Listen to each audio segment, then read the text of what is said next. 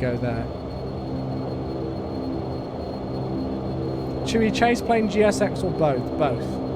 Well, it's difficult to say which because they're both entirely different products. So it's difficult to compare which one to get. If you're talking in terms of which one is most important, then I would say chase plane. Definitely. You can always push back by Shift B and 1 and 2. Yeah. But you cannot really change the views in FSX or P3D any other way than having an add-on. Of course, you can use the very clumsy Control Shift and some other button, and that will move you a little bit, but you cannot save it anywhere, and it's just pain in the ass. So. Yeah. Right. I was doing the taxi. Veto statics can come on. I'm so tempted to take Bravo. Nah, we'll do the full length. We might as well. It's wet and everything. The runway is wet and we wanna have the full runway length. So in case we have an engine failure before V1, we can actually stop. That is true. I wouldn't really. Well, I mean, I hope we can rotate before the end of the runway because that would be an interesting one. Hello, FSX P3D, and yes, I am pilot in command. I am pilot flying for this leg. It's very interesting, that whole, like, you know, aspect of it, though, because Nikrativ, you know, even though he was pilot flying for the last leg, on the ground and everything like that, I was still in charge of a lot of things. So it is interesting how all of that works, and that's the kind of point of this stream, really, is to just show you guys kind of how Flybe operate. Yeah, I mean, every airline operates, the basic principles are the same. Yeah. So, yeah, captain has a lot of responsibility, especially on ground, and it's just because on ground you actually do the most of the stuff for the flight. You program the route, and even on the taxi is one of the most dangerous, or ground movement is one of the most dangerous parts of the flight, anyways. Because on ground you don't have that much space as you have in air, and yeah, so of course there is much more responsibility there. So. Right, we're not online, so we can line up. And also, Coachman, thank you very much for the follow, dude. Welcome to the channel, sir. Thank you very much. Did I watch the Simfest? Yeah, of course. I went to go and visit them, Big Owls. I was on the lineup checklist. Yes, lineup checklist, please. Articulation. Is white. Landing lights. It's on. It's static. It's on. What's happened? Leads. Oh my god, wait. Sorry, something's just happened with my sim. Okay, it's fine, don't worry. It just died for a second there. Give me a second just to reset views. Okay, we're good now. We're fine. Sorry, it just died. Bleeds. Bleeds are on and min. And FMA. GA heading selects alt cell 6,000 feet initial climb and checked. Lineup checklist complete. Okie dokie. Right, let's get this thing in the air. What day? I went to go and visit them on Thursday. Good evening, Mendez. How are you, matey? Right, this should be quite interesting then. We all know what my flying skills are like, or lack of skills are like.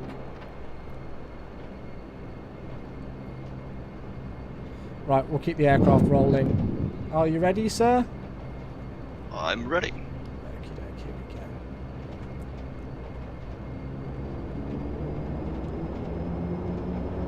we go. Rudder armed. Checked. Thrust set. Checked. 80 knots. Checked. V1. Rotate. Positive rate. Gear up. Gear up selected. Set IAS V2, please. ISV2 set. And can you confirm the issue? Gear up, lights out, and we have engine 2 failure. Outfitter on upstream confirmed. Okie dokie. Can you hold an auto gauge autopilot, please? Okay, we are below the acceleration altitude, so I will alt hold on acceleration, and I will engage the autopilot now. Okay. Autopilot is in. We're going to get up to flat retraction, and then can you flap 0, please, straight on that. Okay, I will increase to V-fry now, so we have some speed there, and alt cell is, so alt mode engaged. Speed is coming up now. Alt cell is selected. We're holding on the flap retraction. So yeah, flaps up, please. Flaps up. And then set IASV climb, please, which is 150 and bleeds on and max as well, as please. ISV climb. Set. And I will climb to 3,000 feet. Yeah, thank you. 3,000 feet is set. Speed is coming back nicely to V climb. Okay, can we restate the problem, please? Okay, we have H2 failure and there is no fire indication, so it seems to be just a failure. Okie dokie, I'm just going to confirm the speeds because my speeds have suddenly decided to absolutely die on me, so I'm just going to set them back on V fly. And then once I've done this and we've selected V fly, please can you shut down engine number 2? Okay, vital actions, engine number 2. Number 2, thrust lever to flight idle, confirm engine number 2. Confirming number 2. Flight idle. Okay, propeller lever, engine number 2, confirm engine number 2. Confirming number 2. And fuel off. And then we have autofeeder is armed, so pull fuel hydraulic and lever off, confirm engine number 2. Confirming number 2. Pulled. And then we have number 2 tank auxiliary pump, so that's off. Vital actions complete. And then can you perform the engine shutdown checklist, please? Okay, engine shutdown checklist. Landing gear is up and flaps are 0. Condition lever on the operating engine is maximum. Ice protection, there is nothing required. Autofeeder is off, selected. Power levers, you can operate them together from now on. Yep. Ignition on the affected engine, so ignition 2 is off. Bleed switch on the affected engine is off. On the operating engine it's bleed, and bleed selector is going to max. Standby hydraulic pressurization, that's on. And transfer fuel as required to maintain fuel balance. So right now we have on the left 1085 and on the right 1145. So I will transfer from the right tank to the left. Check. And then there is PTO control if number 2 engine inoperative, that has to be on, so it's on. So that's engine shutdown checklist complete. Okie dokie. Right, just to confirm for the cabin crew, which is the chat today, it seems we've had an engine failure after V1. So on the initial climb, after gear was going up on engine number 2 engine, we weren't able to restart it. There was damage to the engine, so we are only flying at the moment with one engine right now. No engine fire though, so we haven't had to extinguish anything. In terms of the intentions, we're flying the crosswind leg now, maintaining 3,000 feet. I'm going to keep the speed about where it is at the second, and then we're going to call up and do an ILS procedure to return to Birmingham, runway 15 ILS approach. So I will ask the first officer to program that in now, whilst I'm stating this to you guys, so we can get that programmed in, and we'll try and return very quickly down to Birmingham. There's no point continuing with one engine here whatsoever. Special considerations basically at the minute are the weather. It was a bit interesting. Runway 33 potentially is in use, but the wind should be calm on finals. We have got precipitation though, and then also potential for icing with the cloud level at such a low level. I have no idea why the chat is on sub-only mode. Whoever activated that, please turn it off, for goodness sake. What the hell is that all about? Yes, that needs to go off straight away. And there we go. Right, so what's the plan right now? We are gonna go back to 15? Yeah, so the plan is to go straight back onto runway 15. We don't need to turn back, so I'm going to start to head us onto a downwind leg imminently, and then I'd like you to program in an ILS procedure for runway 15, just a straight ILS procedure into runway 15, which will take for the one engine arrival in. We're not going to continue to Aberdeen with one engine. In terms of planning as well, for the final approach, if we've only got one engine, I'm going to take the autopilot out quite early. I'll ask you to confirm that when I'm taking the autopilot out once we're established for runway 15, and then at 500 feet we definitely need bleeds off and minimum. They are going to stay on max for now though until that stage. But at the minute we're going to try as best to treat it as just a normal approach back into runway 15. But obviously I am going to have to take into mind that we've only got one engine. Luckily it's engine number 2, not engine number 1, which has been cut, so we're still going to have control of most of the systems. It's just going to be a bit tricky. Right, that's all. Any questions? I'm programming. No questions. I'm just programming the arrival in right now, and you should now see line on the ILS. We have frequency 110.1 set already from the previous flight. The minimums were 510. I'm setting those right now, and I will soon calculate the landing speeds as well. Okay, whilst you're doing that, I'm going to send us back to, I think the final approach fix is 2,000 feet, so I'm going to pop us down to 2,000 feet now. Alt VS it, just a steady descent. We don't need to go anything crazy there. So let me just pop that back into 2,000 feet, and then can you do me a favour and also, when you get a second, find out the course, if possible. Alright, just correcting, the final is 2,500, I said it now, and the course is 147. 147. Should be set already. Yeah, it's set on my side as well, at least, so, okay, from the previous flight. Okay, it's not set on mine, so I'm going to change that. So the course is 147, confirm? Yes. Right. 25, wait, 147, sorry, let me just try and scroll to get that. Okay, that is set. I can pop us back out of there now. Okay, whilst we're on the downwind leg now, let's make an announcement to the passengers. Ladies and gentlemen of Twitch chat cabin, this is your captain speaking. Unfortunately, as you may have realised looking out of the right window, there is unfortunately an engine which has failed after we did our initial takeoff. The plan is to land back at Birmingham as soon as possible. Do not worry, everything is safe. We have got the procedure fully programmed in, and we will be landing back in Birmingham and getting you safely on the ground in no time whatsoever. We apologise for the inconvenience, but obviously safety does come first, so I hope you understand that. Right, PA is completed, 2,500 feet is selected at the moment, and then we've got the ILS programmed in, I see. Yeah. So, you want to go through descent checklist to the line? Yes, descent checklist to the line. Descent checklist to the line, so altimeters. 1030 set, indicating 2,500 feet on the left. Right, fuel balance is checked. We've still got left on, and that can go off now. Yeah, we can actually pull that to the right just to balance it a bit. It was a bit too much to the left. Yeah, we forgot a little bit, yeah. Yeah. And pressurization is set. And fasten belts, switch. Is on. Approach and landing briefing. I've completed. As flap position. Is set 15, which is what we are going to be using for our landing. Right, that's the line completed. Okay, can I have flaps 5 now, please? Flaps 5. I will now check the speeds. Are we going to die? No, Twitch chat. We're not going to die. So as you can see at the second, if I bring up the navigation display, guys, you can see we're on the downwind leg, and then we're going to be taking the base leg, basically a beam to the final for the fix for 1.5, and then doing the ILS landing there.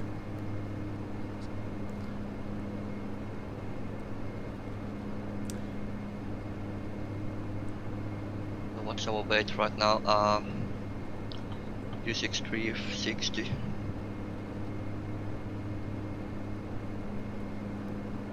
Right. And what's the okay, so V climb is still 150 and reference speed 123. 123. Okay, that's centered in on my side. And then when you're ready, descent checklist below the line, please. Below the line, so fuel transfer should be coming back even now. Yeah, it's centered, so it's off. Okay, hydraulic pressurization and quantity is checked. And we've got number 3 off, but that's absolutely fine. It's normal. Caution warning lights is just for the number 2 failure. We've got no other caution warning lights on the overhead. Approach and flare lights is on. Reference speeds. Yep, we've completed those. We've got a VREF of 123 and a V climb of 150. And FA notification. I have done. Alright. What I could now try is to restart the engine quickly to see if it can restart, as we have some time here. So I will go through to the engine restart checklist here quickly on the garage. Roger that. Yeah, the engine is definitely not on, guys, as you can see. In comparison to the other engine, engine 2 is definitely off.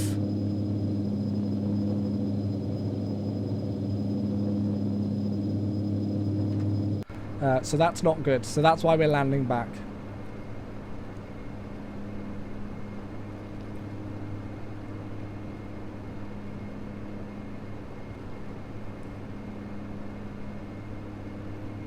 Air start, so power lever, flight idle, control lever, fuel off. So I will take that lever to flight idle. Full fuel, hydraulic off handle, push in. Ignition control switch to norm. Lead switch off. Tank and auxiliary pump is now on. Outer feather off. Alternate feather is off. Main pass tie is tied, and it says autopilot has to be disengaged. So can you do that now? Yeah, right. I'll take control of the aircraft. Autopilot is disengaged. Right, and then we select the start. So I'm completely flying the aircraft manually now, guys. Going to try and maintain what we were on before in terms of altitude and heading, whilst Nikrativ is trying to restart the engine that failed. The reason why we didn't try to restart it straight away there is because we were on initial climb out and we didn't have time to. And yes, I didn't think it was a good idea whether we restarted the engine quickly or not to continue. So we would be returning back anyway, so we planned to return back despite whether we're going to be able to get engine number 2 back online or not. Alright, you can see the NH is not increasing at all. It's not getting stable. Yeah. And the start flight light is still illuminated. Let's see. Yeah, it doesn't seem to be starting, so yeah, I will cut off the starter and I will shut down the engine again. Okie dokie, let me know when you've completed that, and then when you've completed that, if you can let me know when autopilot's going back engaged, and I'll let you engage that. Yeah, you can engage it now. You happy with it now? Yeah. Okay, cool. Autopilot is for some reason not going back on. There it is.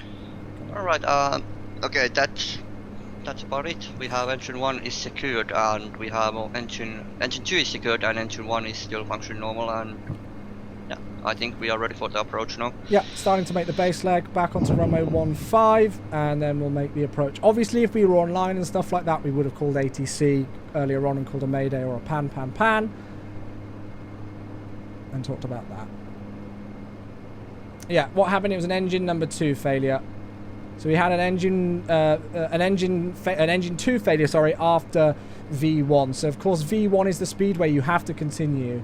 So if you hear V1 being called, then that means that you don't have enough room on the runway to stop if there was an issue, like if the engine failed or was on fire. And so basically we'd already rotated the aircraft. It was pretty much instantaneous actually after rotation that the engine failed, and so we had to continue into the air. We climbed up to a safe altitude and are now making our approach back in. I don't think it hit the ground on takeoff.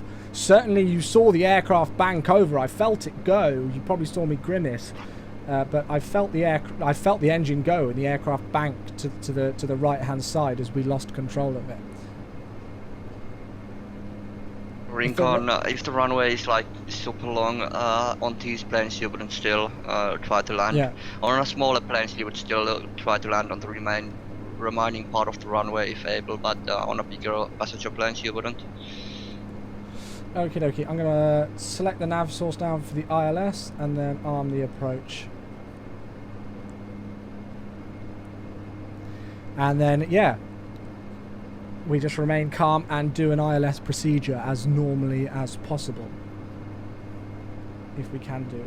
I don't know if I said thanks to somebody who followed on the stream earlier on. It was Fees Legan. Thank you very much for following. I'm so sorry that I missed that. We were in a, well, this is all a critical stage of flight, so I apologise for missing that, but thank you very much for the follow, my friend.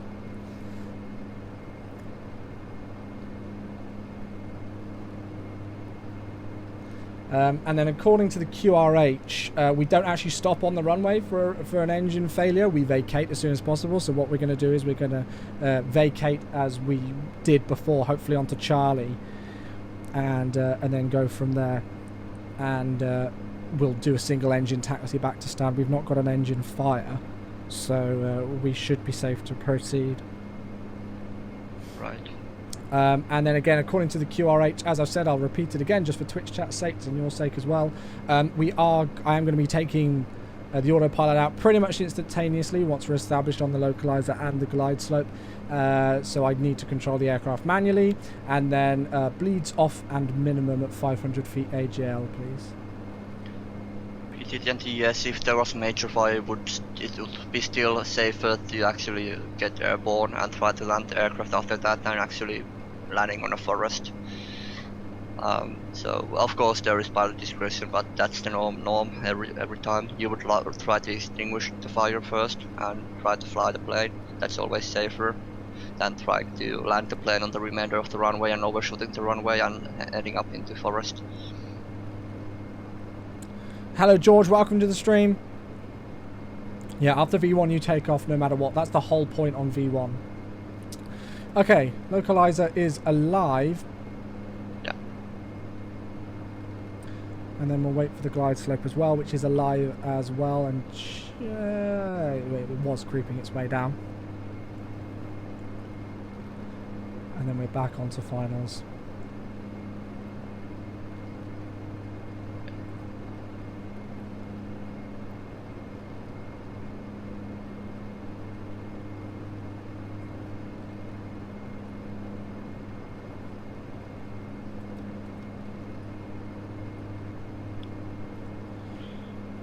Okay, glide slope is active. Right, glide slope active. Yeah, dual engine failure is just completely. There is really no procedures for that. You would just, of course, if you had time, you would try to start the engines again. But other than that, if it happened on a V1 and you had dual engine failure, you just try to land on the front section. There is nothing else you can do. Right, I have control of the aircraft. Autopilot is out, and can I have gear down, flaps 15, please? Gear down. Flaps 15. And then yeah, there we go. before landing checklist, please. For landing checklist, 1 engine inoperative. If engine 2 inoperative, PTU. It's on. Standby hydraulic pressure. Is on. Landing gear. Down 3 green. Number 2, correction, number 1 auxiliary pump. Is on. Audition lever, engine number 2, engine number 1. Is on max. Bleed selector, yeah, there we go. Bleed selector? Is should be minimum. It should be max at the second, but it will be going minimum and off in a second. It should be minimum now. Oh, okay. And flaps. Oh yeah, it should be. Flaps is set 15, indicating 15. Right, so landing checklist completed. Okay, and that's the QRH also completed. Goody gumdrops. Right, so there we go. 1,000. Checked. Sorry guys, there's a interesting... I'm flying this all over the place at the moment. I do apologise. We're fine though. Runway's in sight. This is your captain speaking. Brace for landing. Brace for landing. Yeah, indeed.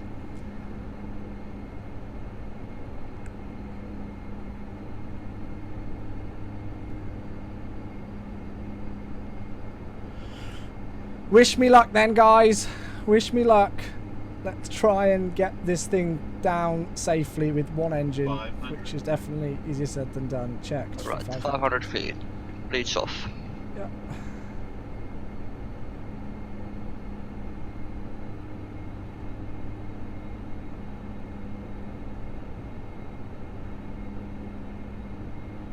Under above. Checked. Too low. Flaps. Decide. Continuing. Too low. Flaps. Have we got flaps? We have flaps 10 for some reason. Go around? No. 40. Okay, now it's 15. 30. 20. 10. There we go. I didn't need to go around. Thank you, Mick, for 500 bits. Spoilers. There we go.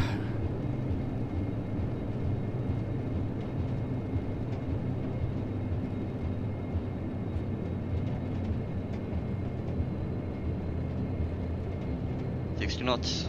Control lock on. Okie dokie. There we go, guys. Right, we made it down safely. So the plan straight away is to vacate the runway without delay, pretty much. And as I hoped, we were going to be able to get off by Charlie.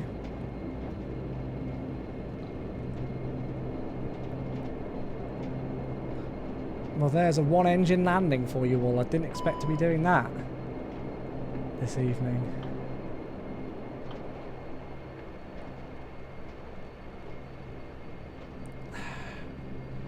That landing was pure sex. Thank you very much, Kuba. Thank you. Okay, and then when you're ready, you can do the after-landing checklist. After landing checklist, control locks on, anti-collision red. Yep, just popped onto red. Alright, sorry, yeah, I forgot it. Good. Flaps 0, radar standby, flight taxis, taxi, ice protection is off, main bus tie is tied, your damper is off. After landing checklist complete. Okay, we're going to go back to where we started. Unlucky number 13.